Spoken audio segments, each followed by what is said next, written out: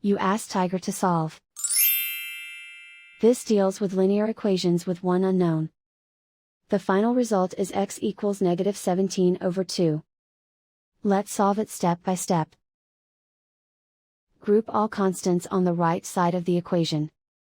Subtract 8 from both sides. Simplify the arithmetic.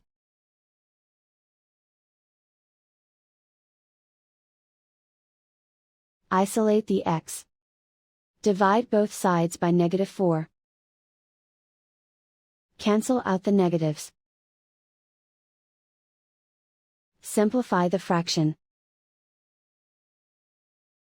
Move the negative sign from the denominator to the numerator.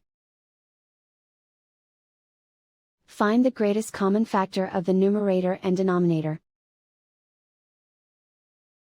Factor out and cancel the greatest common factor. And so the final result is x equals -17/2.